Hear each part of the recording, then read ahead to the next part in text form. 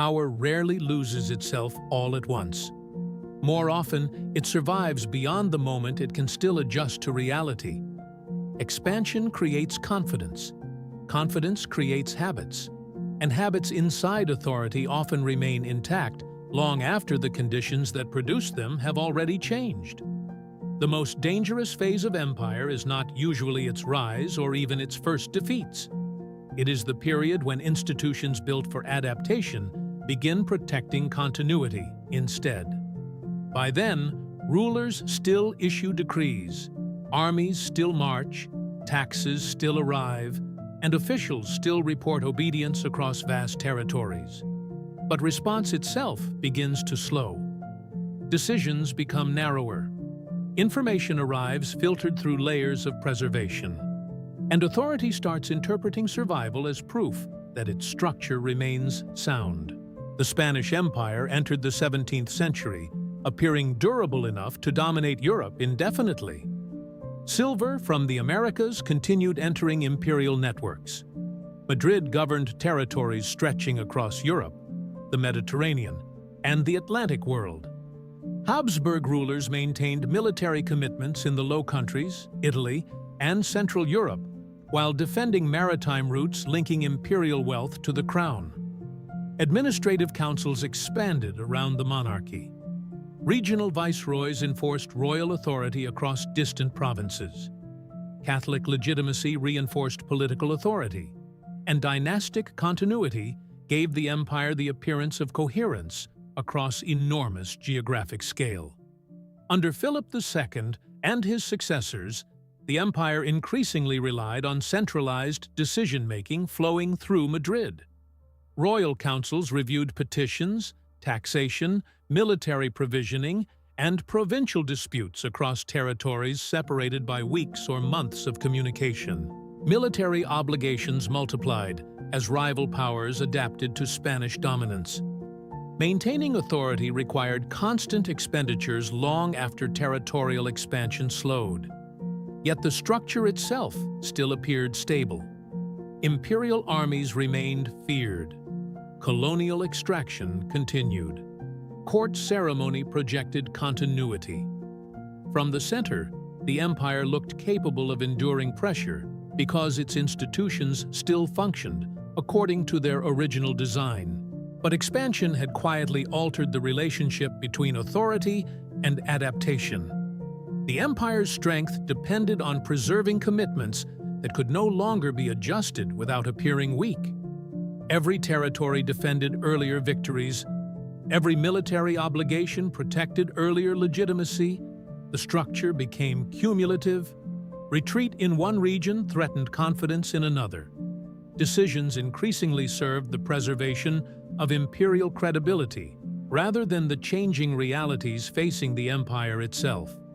Officials in provincial cities waited months for instructions, while local shortages intensified beyond the assumptions built into royal directives. As military expenses grew, the monarchy depended more heavily on silver shipments and repeated borrowing. Financial strain did not immediately weaken imperial authority because lenders still believed the crown represented continental stability. But debt transformed the monarchy's decision-making. Policies became tied to maintaining confidence among creditors, military elites, and allied rulers simultaneously. Temporary financial measures repeated until they became structural dependencies. Bankruptcy declarations appeared, yet imperial commitments remained largely unchanged. Authority adapted to strain by increasing obligations it could no longer easily sustain. The pressure spread unevenly across the empire. Castile carried disproportionate taxation burdens, while peripheral territories negotiated exemptions protecting local privileges. Madrid continued demanding resources from regions already strained by inflation, depopulation, and military recruitment. Administrative complexity increased because the monarchy governed through negotiated authority rather than uniform control. Each province required different legal arrangements, different taxation systems, and different political compromises. Preserving imperial coherence demanded constant accommodation, but accommodation slowed coordination. At court, information increasingly arrived through officials whose status depended on minimizing instability. Military setbacks became softened through procedure before reaching the monarchy. Delays protected reputations. Reports emphasized recoverable difficulties rather than structural exhaustion. The empire still possessed armies, fleets, and territorial reach, but authority now interpreted pressure through institutional filters designed to preserve continuity inside the ruling structure itself. Merchants adjusted contracts around expected administrative delays, while local authorities improvised enforcement before royal approval arrived. The 30 Years' War intensified these conditions. Spain continued intervening to preserve Habsburg influence across Europe, even as logistical strain expanded across multiple fronts. Military victories still occurred, but they became harder to convert into durable political stability. Supplying armies across continental distances required immense coordination through fragile financial networks. Commanders depended on delayed payments, exhausted provinces, and overstretched transport systems. Yet withdrawal remained politically dangerous because imperial legitimacy depended on demonstrating continued authority against rival powers. The monarchy responded by reinforcing existing structures rather than redesigning them. More councils reviewed more information. More decrees attempted tighter coordination. Central authority expanded procedurally as flexibility declined materially. The empire preserved the appearance of control by increasing administrative density, but each additional layer slowed adaptation further. In Catalonia and Portugal, resistance exposed the limits of imperial coordination. Local populations did not initially reject monarchy itself as much as the burdens imposed by sustaining imperial commitments elsewhere. Military demands collided with regional privileges long protected under earlier arrangements. The crown attempted to preserve unity through pressure rather than renegotiation, because concessions risked signaling weakness across the empire simultaneously. Authority became trapped between maintaining coherence and adapting to regional realities. Provincial officials continued enforcing tax collection schedules even where economic activity had already contracted beyond recovery. The empire still functioned. That remained the central problem. Armies still existed. Bureaucracies still processed orders. Colonial extraction still financed portions of imperial survival. Because collapse did not arrive suddenly, the monarchy interpreted continued operation as evidence that existing structures remained viable. But survival increasingly depended on exhausting the same systems the empire required for long-term coherence. Administrative inertia replaced strategic flexibility. Decisions became reactive while still presenting themselves as deliberate imperial policy. By the later 17th century, rival European powers adapted faster than Spain's governing structure allowed. Maritime trade shifted toward emerging commercial networks outside Spanish control. Military competition increasingly rewarded states capable of flexible taxation, financial innovation, and rapid logistical coordination. Spain retained territory and symbolic authority, but its institutions struggled to respond at the speed required by changing geopolitical conditions. The empire's scale had become inseparable from its rigidity.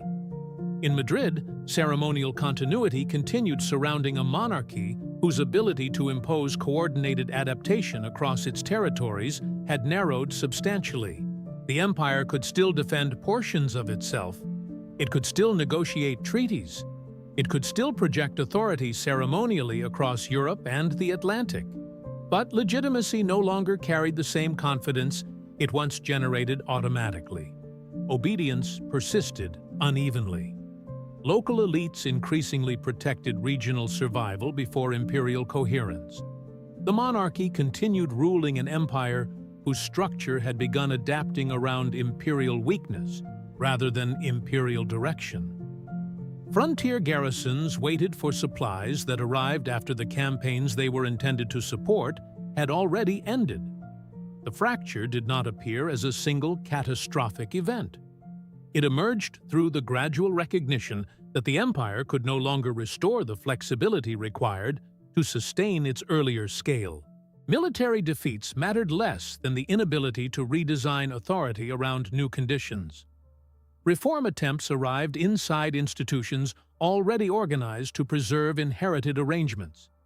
Adaptation threatened the same elites responsible for maintaining continuity.